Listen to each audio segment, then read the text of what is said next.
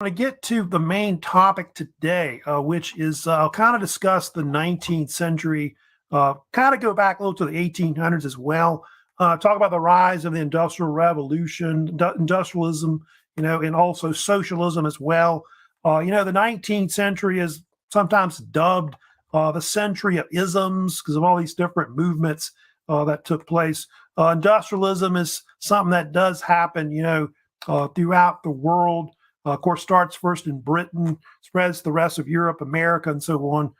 So we'll talk about that. I'll talk about the rise of socialism that starts in the 1800s, which later leads to the popularity of communism, which was big, in the 20th century. So I'll get to that. And like I said, later in kind of the end of the week, I'll get into like the rise of nationalism, rise of imperialism, which was big, especially in modern Europe. Anyway, like I said, I'm going to talk about like the rise of the Industrial Revolution, which the 19th century was really the peak, of the Industrial Revolution, especially up to like World War One.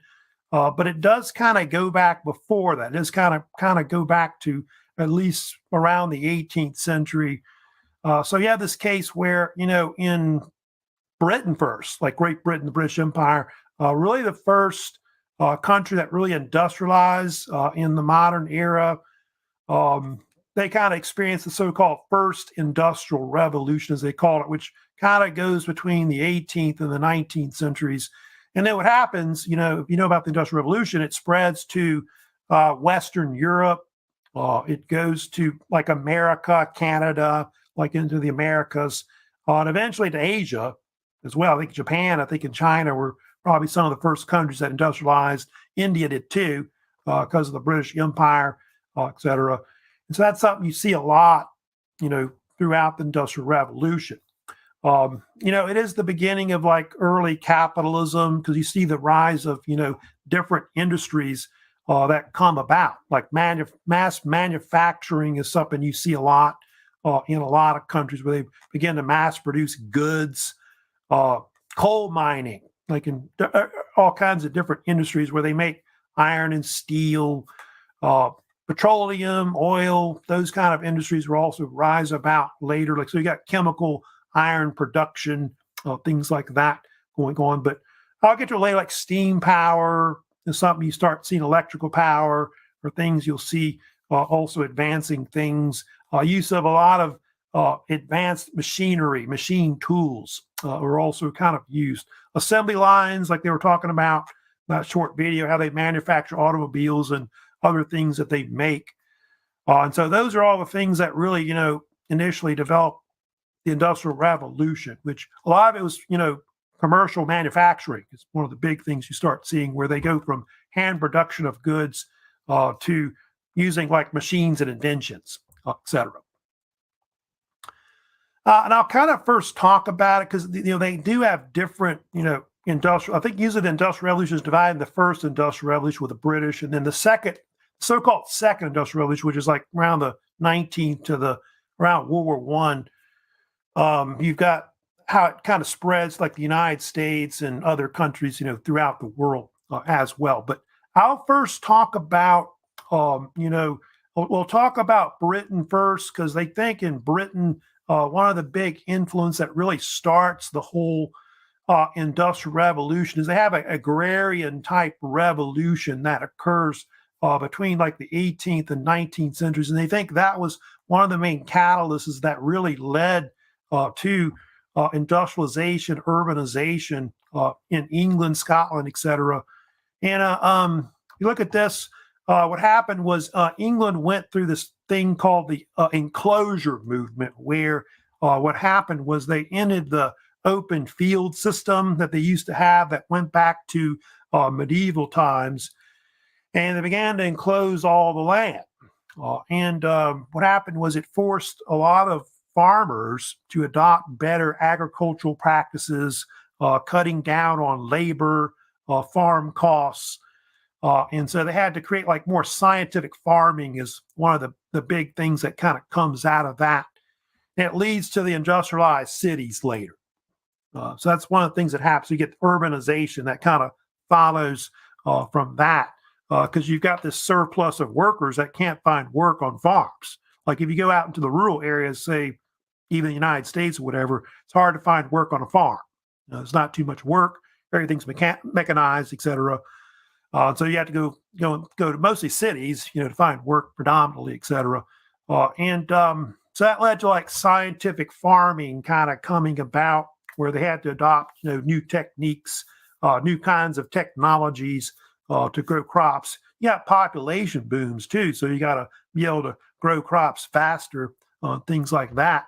So mechanized equipment being used on farms, use of fertilizers and other kinds of chemicals, selective breeding of cattle to produce better cattle, more cattle, new kinds of crop rotation systems. So all these kind of things are things that are kind of starting to come about in this agricultural realm. This happens in not just in Britain, Europe, and other countries in the world. America's pretty much happens all over the world, because the United States went from this republic that was mostly agricultural based to being more industrialized, of course, over time.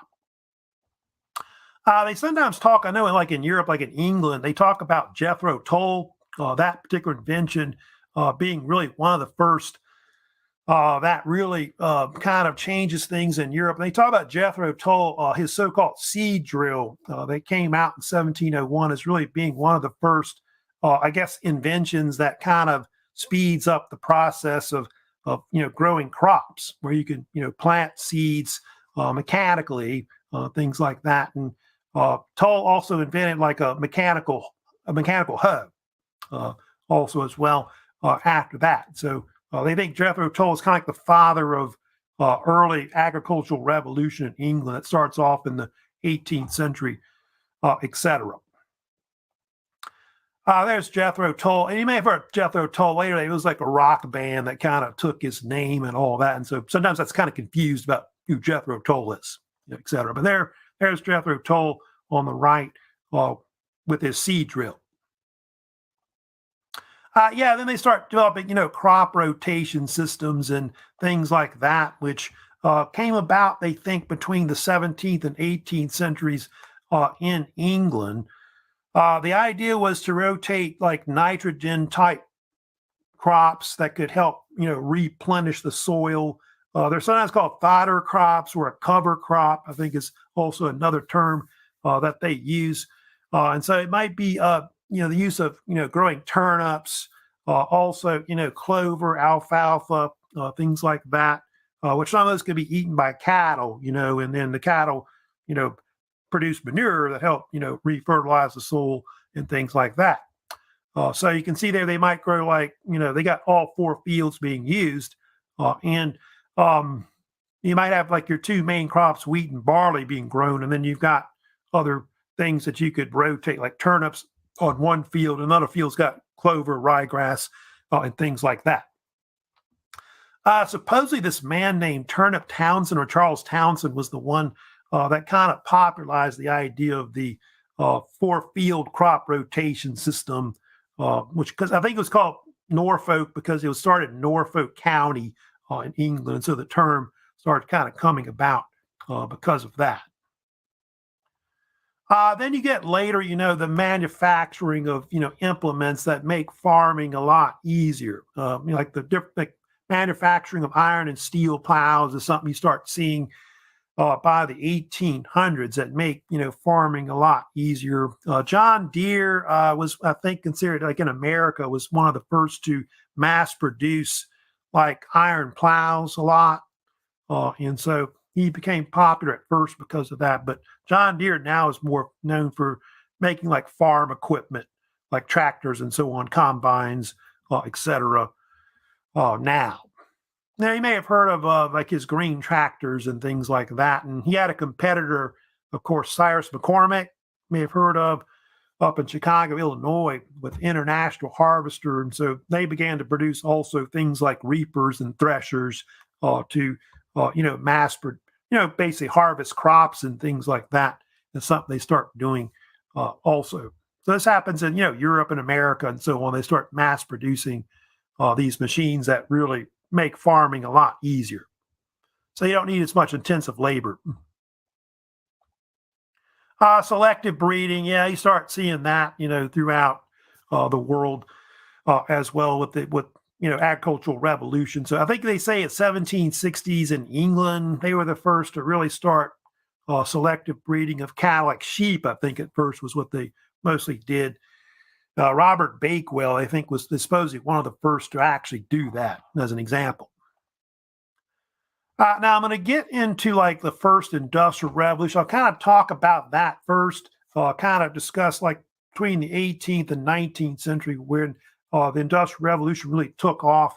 If you look at the early industrial revolution here, kind of had those blown up right there, but those top two that are right there in that picture, the one on the left is really the textile industry. And they say the textile industry was one of the first industries that really began to mass produce things, in industries like with cloth, because of population booms between the 18th and the 19th century. And if you know about the 19th century, the population first exceeded, like in the world, 1 billion people. I think after 1800, if you know about that. And I think now, what is it, 7 billion, I think, on the earth now, population-wise. But because of the population booms throughout the world, they had to figure ways to manufacture cloth a lot. And so that meant creating these looms or spinning machines that could make cloth, basically, to do that. Coal mining was also another big industry, too, that first took off in England, in Scotland, I think, too. So that was also big. And, of course, I talked previously about iron and steel, manufacturing, oil and petroleum. Those are probably big industries, of course, still today in the modern world. But I'll first get into the textile industry. That one first is really considered one of the first that really boomed in Europe, in North America. I know by the late 18th, early 19th century, the textile industry started in New England also as well. I think due to Samuel Slater, who came over. But this man here, John Kay, you see in that image there, they consider him to be one of the first inventors that really changed the textile industry in the 18th century. Kay was really one of the first to invent what they think would be later like an early version of a spinning frame or spinning loom that would manufacture, cloth. And prior to that, if you know about the manufacturing of cloth, it was done at home, like women working at home, using the spinning wheels. And so this is really one of the first spinning machine that really did this. And they began to manufacture these and, make commercial manufacturing of cloth. And it was a hand crank spinning machine that really could basically run by one person. So it cut labor in half is what it did, et cetera. And so John Kay's flying shuttle, which came out in 1733, was really considered the first major invention that really industrialized the whole textile industry. That was followed by another version, which was James Hargreaves. These are all English type or British inventors that are kind of famous. But James Hargreaves invented another type of spinning frame or loom that was called the spinning jenny that came out in 1764. It was even faster than the one I just showed you there, of course, John Kay's of invention. But this one was one of the first to employ a spinning wheel, which a lot of them will have later. So you can see it's 6 to 8 times faster than the flying shuttle is. So a lot of these type of machines will start being manufactured a lot.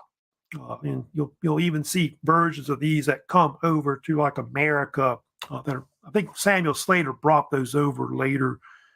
I know by the late 1700s, 1780s, I think it was. But so yeah, that one, another one, the spinning jenny. Then, of course, they always talk about Richard Arkwright. He's kind of important too, as being one of the first that really helps to develop early spinning frames or spinning looms as well. His big invention was the water frame, which came out in 1769. It was like a type of spinning frame loom that employed like water wheels to power them, like the power for those machines. And Arkwright is considered one of the first that built factories, like textile mills throughout England. And so a lot of people kind of view him as being the father of the textile industry, especially in England. And a lot of the workers at first didn't like these machines that were being invented. In fact, a lot of times they'd be sabotaged, if you know about that, break them, because it put a lot of people out of work at home. And that particular I think that's called Derwent Valley Mills, which is in Derbyshire, England, was considered the first actual major textile mill that was actually constructed in the 18th century, which Arkwright opened. So they think that's when the whole beginning of the textile industry took off in England, and it spread to America, like I said, by the end of the 18th century and after that. They had different versions. Like here's the water wheel, which is used. Like they think they use the water wheel is used in a lot of these different factories, mills, and so on to generate power for a lot of these machines that were used in various industries. The water wheel went back a long time. They think it went back to ancient medieval times, and so they employed something that's been around in modern times, and still some of these are kind of used today, somewhat, not as much, but they are used in some mills, sawmills, and things like that sometimes. They had other versions like spinning mule. I don't know if you know much about that, but it was a popular type of loom or spinning frame that was developed by Samuel Crompton in 1779. And it was called a spinning mule because of the fact that it was kind of an incorporation of more than one invention, which I think was the spinning jenny in the water frame. They kind of took it and it became like a hybrid of it. And so you get hybrid type inventions where they take one invention and merge it with another one, and you get different kinds of inventions that are better or advanced. So I think that was kind of popular one, by the way. Spinning mule was real big between the 18th and 20th century. But the one that they talk about that's I think still used today a lot is the power loom. The power loom was a more advanced type loom that was developed by Edmund Cartwright in 1785. It was one of the first where they used like steam power to run these machines, and later electrical power. And it's the one that's still used today. So it's used pretty much throughout the world, but a lot of these inventions, like even the flying shuttle, are still kind of being used today, especially like in parts of Asia, etc. Then they talk about sometimes the cotton gin as being another big invention that came about at the end of the 18th century. And you may have heard of Eli Whitney. He's actually an American inventor who was from New England. And he developed one of the first type of machines that could separate the cotton seed from the cotton boll, which, if you know about, helped revolutionize the cotton industry. Whitney was more of a famous inventor for developing like gun locks. He was a manufacturer of muskets or rifles and guns.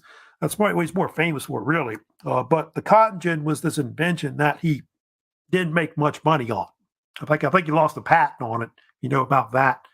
But they do think that the cotton gin was kind of important because it made cotton easier to use as a type of cloth to make clothes, and it became one of the main types of cloth that's still used today. Like most clothes are made of cotton still, but it was kind of controversial if you know about it, like in the United States, because they used a lot of slavery, to manufacture it and and produce it and all that, grow it, et cetera. And so that was the only thing about that. Some people think slavery was, of course, a major cause of the American Civil War in the 1860s. So yeah, here's another image, of course, of the cotton gin, like up close right here. But some are like real small, and some are like real big cotton gins that they also made as well. Now, I want to also talk about a real big invention that really came out in the 18th century, which is the steam engine, or it's also called the Watt engine as well. You know about the Watt engine was an invention that was developed by this Scottish engineer named James Watt, who really changed the world. I think out of all the different inventions, that one's considered the one that really kind of, changed everything afterwards overall. And part of it's because the fact that the steam engine helped industrialize other industries because they took it and they used it in different fields, et cetera. And Watt was actually the Scottish inventor and engineer that worked, I think, with the University of Glasgow originally. And if you know about steam engines, they were initially used in coal mines to basically get water out of coal mines. So it would collect at the bottom. And so they would convert water into steam, bring it up to the surface. Now, yeah, there's one called the Newcomen engine, developed by Thomas Newcomen around 1712. And Watt took that engine and developed his own version of it, the so-called Watt engine, which was patented in 1769. And so it used steam power to produce, energy, electricity. So the Watt steam engine was really one of the first major inventions of the Industrial Revolution that really changed everything afterwards because they start taking it and using it in other fields. And early Watt engines were not that powerful. I think maybe I want to say its early ones had a few horsepower, but then so many years, it was like 10,000 horsepower. Some of these engines that they eventually develop in dynamos and things like that, of course, follow. So what happened was they took the steam engine and they started using it in other inventions, like the steam engine led to the steam ship or steamboat, as they called it. Of course, later Robert Fulton, who's actually American, developed some of the first commercial steamships throughout the world, which up in New England, which was called the Claremont, which you see right here. The Claremont was sometimes called the North River Steamboat, which was constructed in 1807. You can see it was operated on the Hudson River in around the New York area. So that's going to revolutionize things because it's going to lead to the end of the age of sail. Ships will go from using sails to using propulsion of some type, whether it use paddle wheels or propellers. It's something you'll start seeing within so many years after that. Fulton was also famous for developing one of the first submarines, which, if back in the 18th, 19th century, they called early submarines submersible, which the Nautilus, which was invented around 1800, was considered the first submarine he built, which I think he originally built it for Napoleon Bonaparte, for him to maybe use against the British. But you can see it had a propeller on it. And so you'll see propellers start to be used also as a form of propulsion too in the 19th century with ships. Then you got the locomotive. So they take the steam engine, develop kind of high pressure steam engines, and so use it with like locomotives or trains later on by the 19th century. Richard Trevithick, who was an English engineer, British, was the first really to develop the first locomotive in 1804, which that is actually a replica of the first locomotive that was ever built, which I think the first one was called Catch Me Who Can, and it ran on iron rails, I think only 6 miles per hour, but it could pull 25 tons in weight. And so because of the fact that they were eventually becoming as fast as a horse and made of mostly iron, the locomotive in the 19th century was often called the iron horse, which a lot of Native Americans in America, Indians, called it that. It's kind of where it came from. The locomotive led to after that, the development of railroads, throughout, countries. And, railroads are kind of important with industrialization and things like that. You start railroads being connected from different cities, throughout the world. One of the first really to really do that is an Englishman named George Stephen. So the age of the iron horse, starts taking off, at that time with industrialized nations. But George Stephenson, he actually built the first railroad in the world in England and Britain, which connected the cities of Liverpool and Manchester, which opened in 1830. And so you've got this case where railroads are starting to connect countries, transportation wise, commercial wise, and I think he had a son. They talk about two. I think sometimes George Stevens' son also helped to, along with him, manufacture like locomotives. And so you start seeing locomotives like the Rocket being built like around 1829, which the Rocket, I think they supposedly was considered one of the first major type of locomotive that was built in England. That a lot of prototype, locomotives are kind of built off of. So it's kind of important. So Stevenson, got this nickname later. They start calling him the father of the railways because he, invented the first railroad in the world. He also invented the standard gauge. If you know about this, which is the main type of standard rails that are used with locomotives, pretty much throughout the world. I want to say 2/3 of railroads use the so-called standard gauge, which is 4 feet 8.5 inches wide, or if you want the millimeters, it's 1,435 millimeters. They call it the Stevenson gauge sometimes as well. But that one and the narrow gauge is really the two types of rail systems which are used with, of course, railroads, throughout the world. Of course, without it, without the Bessemer process, you wouldn't have been able to really go from using iron to making steel rails, which is something you start seeing throughout the world, where mass production of steel is something that kind of starts going on by about the mid 19th century. And there was a man named Henry Bessemer who was a steel manufacturer in England.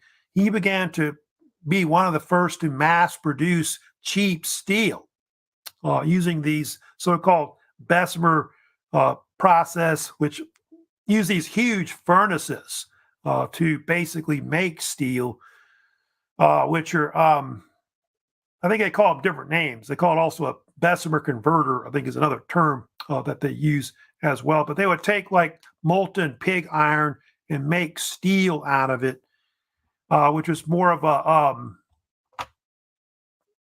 carburized version of iron, which is better and stronger. And so the mass production of steel was important because of the fact that it led to all kinds of innovations in industries. Without steel, you wouldn't be able to produce like skyscrapers and things like that, and other kinds of built the construction of railroads and bridges and so on, of course, with pretty much steel today.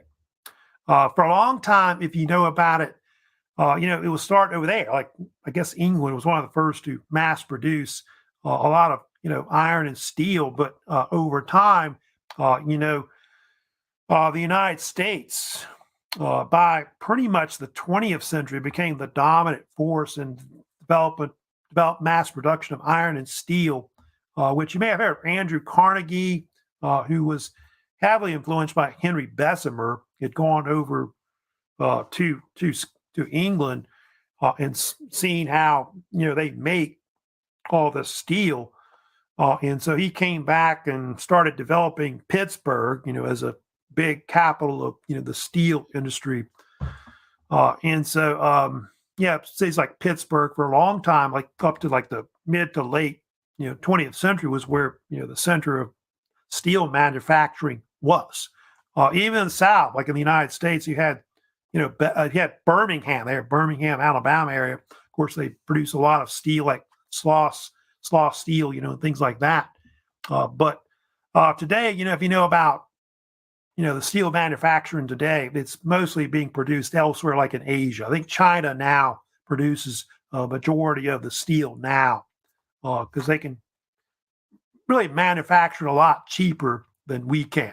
Cheap natural resources, of course, cheap labor also as well. Another thing I wanted to talk about too that was big in the Industrial Revolution was, of course, the development of a lot of different inventions, which if you know about the so-called Second Industrial Revolution, you start to see a lot of inventions being created with especially dealing with like telecommunications. It's something you start seeing by the mid to late 19th century.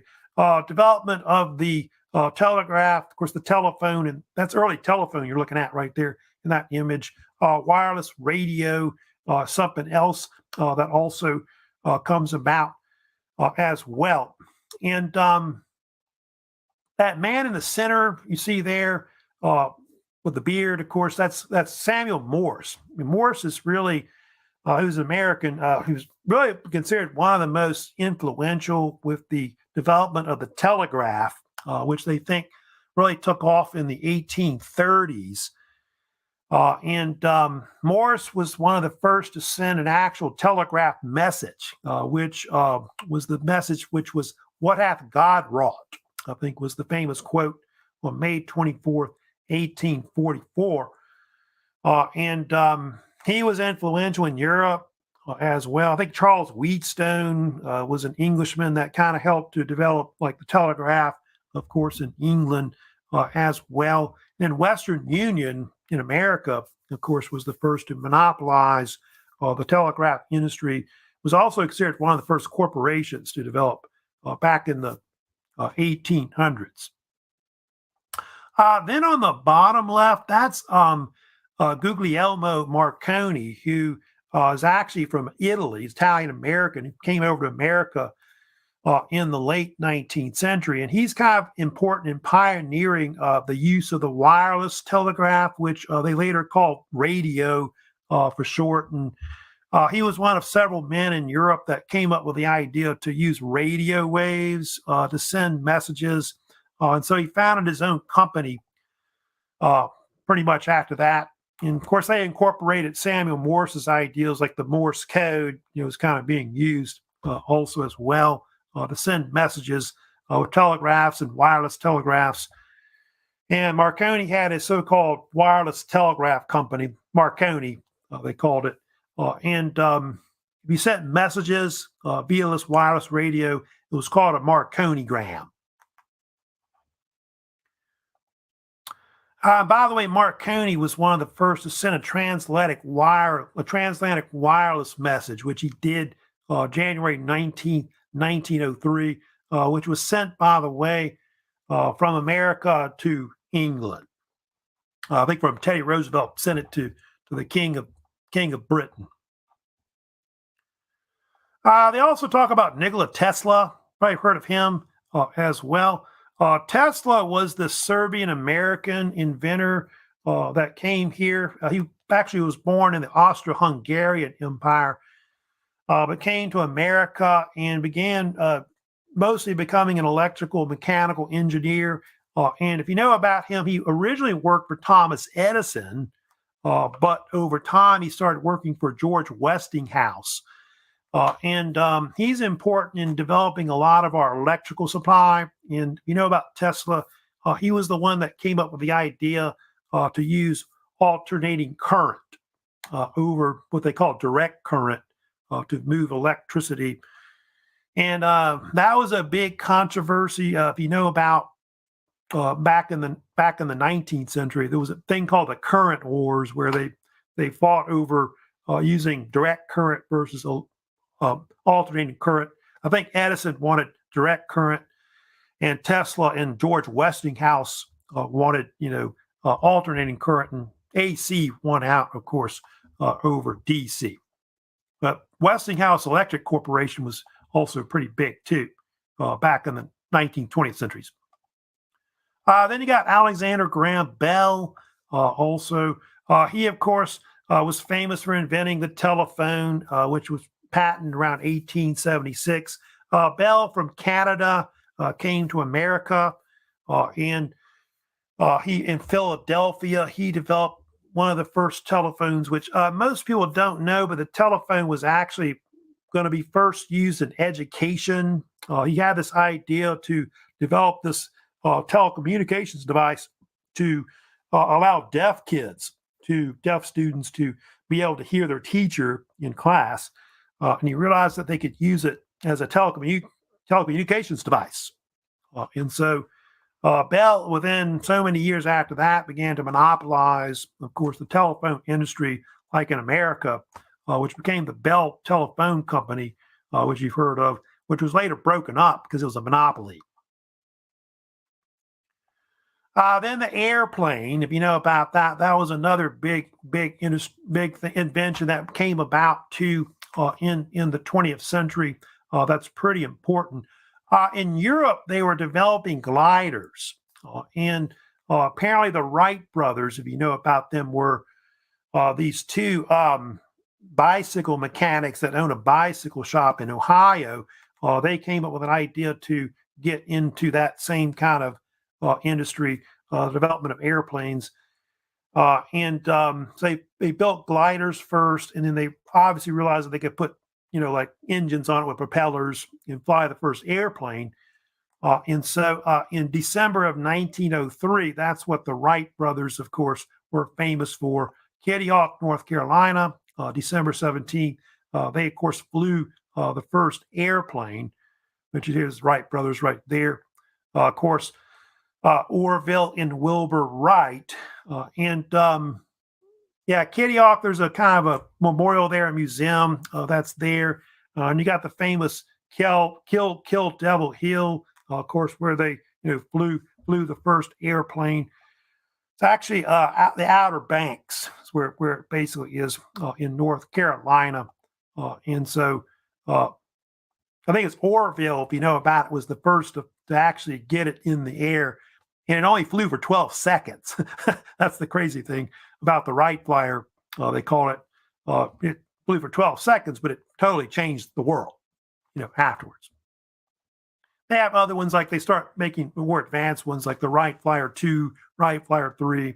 Other manufacturers, of course, come afterwards. And the airplane's important, because the fact that it totally changes commercial economics, aviation warfare, different wars. It's going to change everything. And it's amazing. It's what's amazing about the airplane, is that within 66 years, we get a man on the moon, after, flying an airplane in 1903.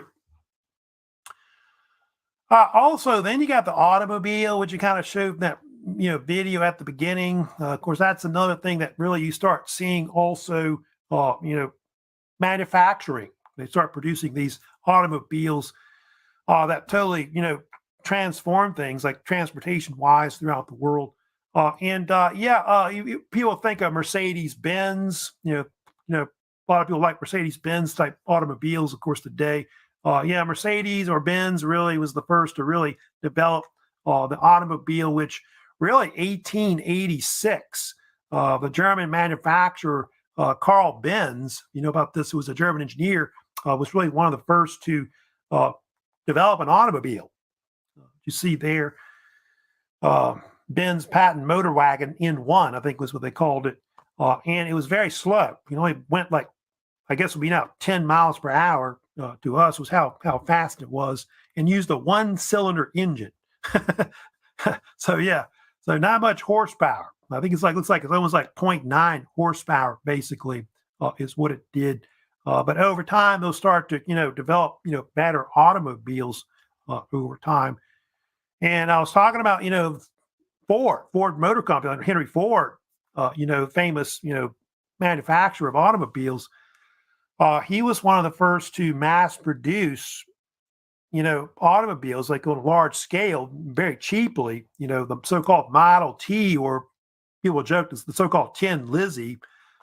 And Ford was heavily influenced by different industries, like the meat packing industry, how they did things, and also Thomas Edison, how he made different inventions.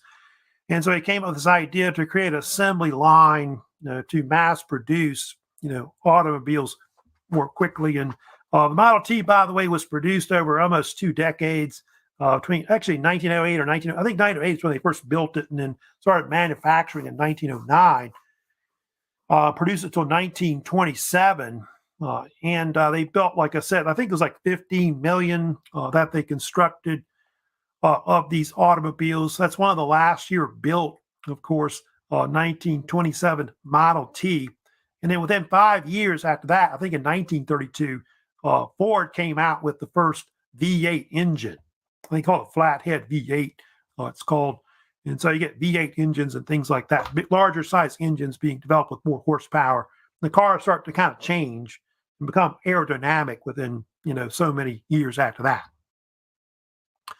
So yeah, the development of, assembly line, that's something you start seeing a lot in different manufacturing industries because of the automobile industry originally back in the early 20th century.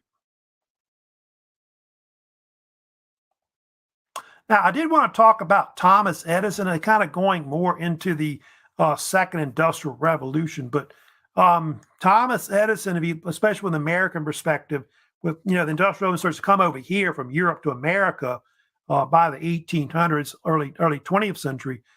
Edison is considered one of the most prolific of the different inventions, maybe up to over 1,300 patents he may have either invented himself or may have helped patent with other people as well.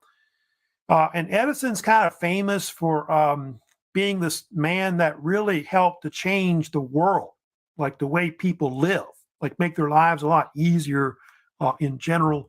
And you can see all the different things that he at one point helped invent: the light bulb, electric light power, at one point where he was one of the first to light up cities like New York City. The phonograph was developed, the movie projector, the microphone, the kinetoscope, which I think over time developed into the movie projector. And if you know about Edison, he invented things like the phonograph. I think supposedly was the invention that he kind of liked the most.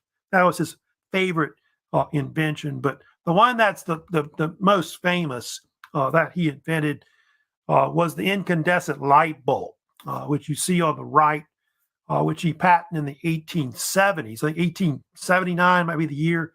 And before that, they had lights like arc lights and things like that, but they were unstable, maybe unsafe. And so these are lights that they would be easily used to basically light up cities and your home and things like that. Yeah, the phonograph.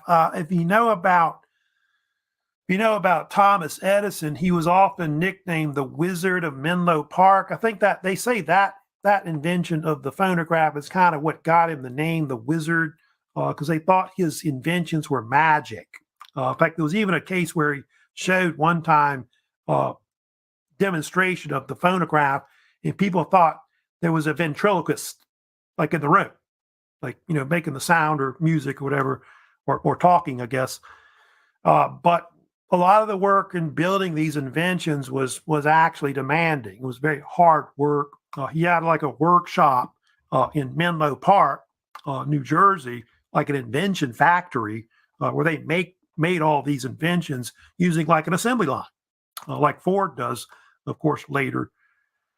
But yeah, these are some other inventions like the mimeograph machine. I don't know if you know about that, but kind of like an early copy machine. He was one of the first to create a copy machine to make a copy of something. Electric vote recorder, something he had. I don't automatic telegraph machine. I think he had a type of telegraph that could send 4 messages at one time. Microphone was supposedly invented by also Edison. Electric light and power, like especially New York City was one of the first major cities to be lit up, the whole city. He even had his own power company also as well. Also, the alkaline battery is something he helped to develop too, also. And then most people know also that he was one of the founders of General Electric today. Yeah, that's what they call a kinetoscope, which they think the kinetoscope, if you know about it, led to the movie projector. And so Thomas Edison was kind of helped credited in developing like the movie industry, like especially in the United States, like in California, something he's kind of famous for now. I think he even developed the first movie, The Great Train Robbery. Edison was famous for quotes. In fact, I think newspapermen or journalists would come to him and ask him for quotes, just inspiration and things like that. And I think that's one quote he's kind of known for. I have not failed. I have just found 10,000 ways that won't work. And that's kind of how it was with a lot of the development of his inventions. He was more of trial and error and trying to create a lot of these inventions. He said sometimes also, my inventions are 99% perspiration and 1% inspiration. Or another quote was, I didn't invent the battery. I invented ways not to invent the battery. So things like that. So yeah, it took a lot of trial and error, into making a lot of these inventions that we're talking about. So yeah, Edison definitely helped to change the world. He was a workaholic, in making a lot of his inventions, but definitely changed a lot of things and making people's lives a lot easier. Now I'm going to move on next. I want to talk about also the rise of socialism, which is something that also comes out of the Industrial Revolution back in the 19th century. And if you think about the Industrial Revolution, workers, they didn't fare well. Like you make pretty good money today if you have a good job or training, whatever. But back in the 18th, 19th centuries, a lot of the average wage of workers wasn't much. So the workers' wages were very low. A lot of your working conditions were very poor. That people, worked in manufacturing or whatever they were doing work. Average skilled workers made only like maybe $1 to $3 a day. Because remember, they're talking about Model Ts were being built and the workers were getting paid $5 a day. That's pretty good money, early 1900s. And no health insurance, no workers' compensation, no benefits exist. So there weren't too many unions either. You couldn't unionize things like that, especially up to like the 19th century. You don't really see that a lot till like the 20th century. Some early unionizations, but mostly it was illegal to actually form a union. And so a lot of workers would rely on strikes and workers' violence to get more rights and things like that.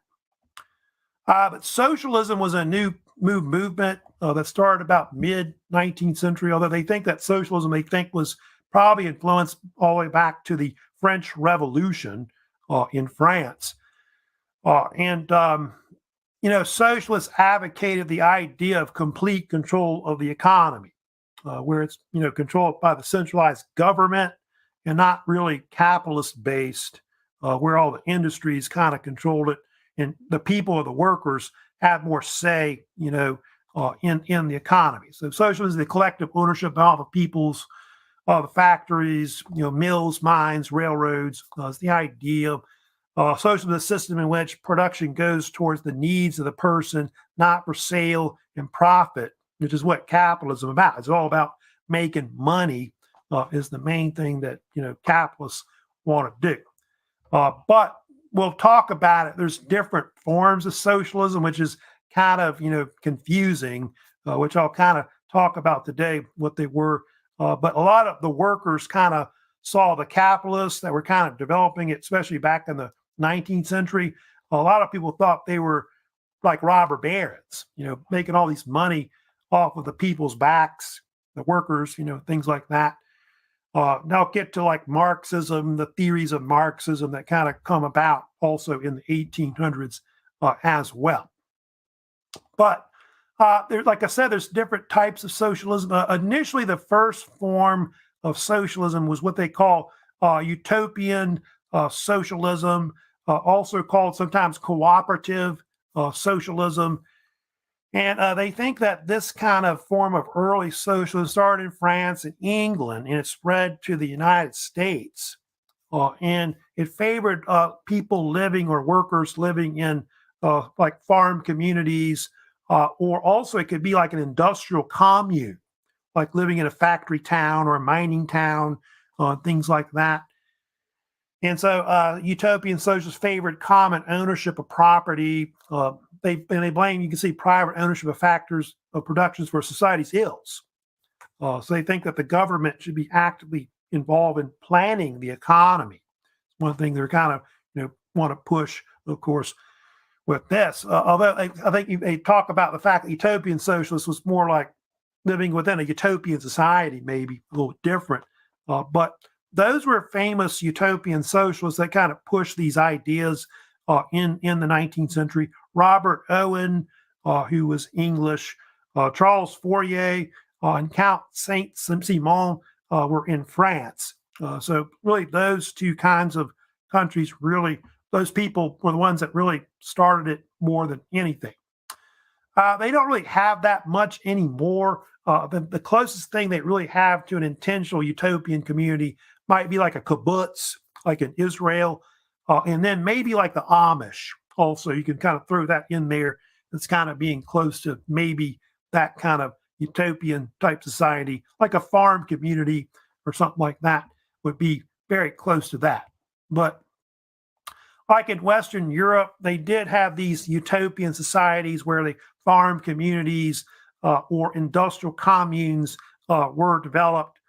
New Harmony, which was more like an industrial commune, as an example. Brook Farm, Oneida Society, both those were kind of like farming type communes or cooperatives that were well known. And then New Lanark, another example in Scotland, was another example of one that was kind of like a utopian society that was big as well.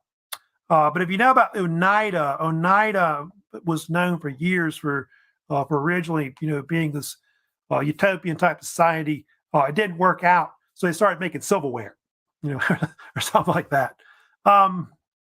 There's New Harmony. That was actually in Indiana, which Robert Owen developed. I think was originally from England, went to America, and he was from a Shaker religious sect, and he kind of developed this idea of an industrial commune, which didn't last long. It only lasted for a few years, but it obviously influenced other types of these industrial towns to kind of be created, like a sawmill town or maybe like a coal mining town. These are kind of things that you start to see later develop. Then you got Karl Marx, of course. Karl Marx, of course, would totally change socialism. He would take what was like early utopian socialism, which he thought was really like a bunch of dreamers. You couldn't really have a utopian society, he thought.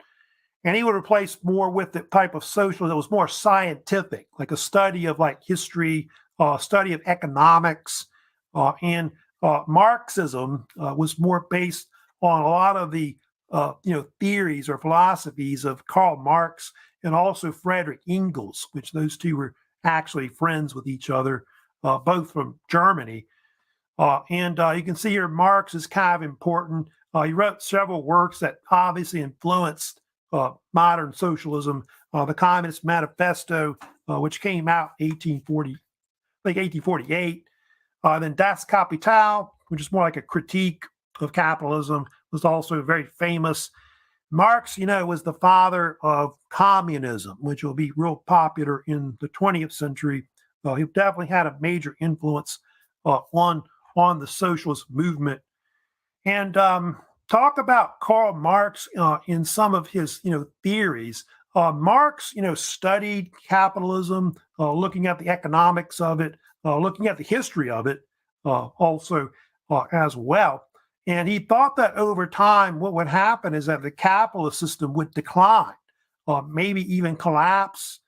And he thought that a lot of it would be due to this so-called class struggle that exists between the various social classes, like the rich and the poor, that basically are there. And he divided capitalism into two social classes, if you know about this. One was the so-called capitalists, of course, which called different names, like bourgeoisie, I think is another common term, which supposedly Marx believed came out of the upper middle class that we've talked about before. And they're like a minority ruling class that controls basically all the businesses, runs all the factories, industries, and invests pretty much in all the capital that's associated with these industries. I guess the 1% now. And then you've got the working class, what he called the proletariat, the way majority of the people that's in capitalism, and these are people mostly that are making money through wages, salaries, etc. Marx believed that the class struggle, what would happen over time, was that due to the wealth gap, between the upper classes and the lower classes, that what would happen is because of the capitalists exploiting the working classes to make as much profit as they want, it would create a socialist workers' revolution. So you have this case where eventually what's going to happen is he thought that the working class, the proletariat, would overthrow the capitalists, upper class, and then create like a socialist state. So that's pretty much in a premise what he thought would happen. And Marx envisions, like if you know about Karl Marx, his idea of communism that we don't really think of is a classless, stateless society where you don't have any money or anything like that. So there would be no class, everybody would be the same. You wouldn't even have a country, like no state or anything like that. So that's his idea of communism, which never really happened, if you know about it. So, well, there's, of course, the Communist Manifesto, which they think the Communist Manifesto was very, very influential. I think they sometimes call it the Bible of communism. And, of course, it led to a lot of people dying, if you know about this, throughout the world, because I guess totalitarian communism, if you know about that, would kill a lot of people, like something like 100 million people. It's a lot, if you know about that. But if you know about socialism, really, Russia was the first country really to become a socialist state, which they did in around 1922. That was because of the Russian Revolution, where they overthrew the Romanov dynasty in the Russian Empire. And they created this Marxist-Leninist state, which was a mix of like Marx and Vladimir Lenin's socialist theories. And so they created the so-called Soviet Union or Union of Soviet Social Republics, or they call it Russia CCCP. And so this type of state, they really call it really a socialist state, but they use the word communism, which is an old 19th century term. They kind of use that term afterwards. But a communist type state is a type of one-party socialist type state, usually a republic, and pretty much there's no other political parties that are within it. And it's pretty much all non-capitalist, so pretty much all socialist that pretty much runs the whole state. Of course, the goal of socialism is communism. This is a famous quote by Vladimir Lenin. Of course, there's different forms of socialism. If you know about later, Joseph Stalin, when he took over the Soviet Union, developed Stalinism, which Stalinism was more of a totalitarian version of communism, where communism within one nation, and it's very collectivized. Like the industries, agriculture are all collectivized, and totalitarian. If you know about it, the period of Stalin when he took over, the Soviet Union was a period of political repression, where they imprisoned or killed anybody that was against his policies. These are all the different countries that eventually become what we call communist, like the five main ones that were at one point overall. So besides Russia, like the main ones that were out there, China, People's Republic of China, of course, I guess he's the one that's still around that are communist now. People's Republic of China, 1949. Of course, North Korea, 1948. You can see Cuba, 1961. Laos, one point, I think was communist. I don't know if it still is today. And then Vietnam is also another state that is also communist. Although China, if you look at China's economy, it's becoming more capitalist, you can see. But really, its government is still pretty much run by the CCP, Chinese Communist Party. Now, though, you have communism and all that. Communism declined, though. It's not real popular, especially in Europe, after the Cold War era, of course, occurred. But the type of social, like some kind of socialism, I guess it's connected to it, is social democracy, which really isn't really socialism. It's really more like a capitalist type economy, which, deals more with a free market economy. But social democracy, if you know about it, is real popular because it's heavy emphasis on large scale, like social welfare programs. So they have a lot of programs to help out the people, like throughout their lives, whether it's, standardized universal health care, pensions, and things like that. And there's different versions. Like I know in Scandinavia and all, like Norway, Denmark, Sweden, Finland, even Iceland, you got the so-called Nordic model. That's kind of similar to social democracy. But I think that one's more driven with the public sector more than anything. They do later have what they call welfare capitalism, when you do see a lot in the West. In the United States, it has some similarities with social democracy, although the United States is more of a capitalist type country. But they tend to also embrace some social welfare programs also as well, not just within businesses, but also within government as well. Because a lot of these, they offer things like universal health care, like we got Obamacare, like in the United States, as an example, retirement benefits like Social Security. We have 401k with, businesses and things like that, that you have Medicare, Medicaid, things like that are kind of almost like forms of socialism, more or less, than anything. So, yeah, socialism is definitely an influence. About Karl Marx. Marx was also the father of also sociology. Like if you take a sociology class, they think he's the one that kind of helped start it also as well. So Marx, 19th century, was highly influential. Like they think his philosophies influenced a lot of people, of course, later, some positive, and then, of course, some negative as well.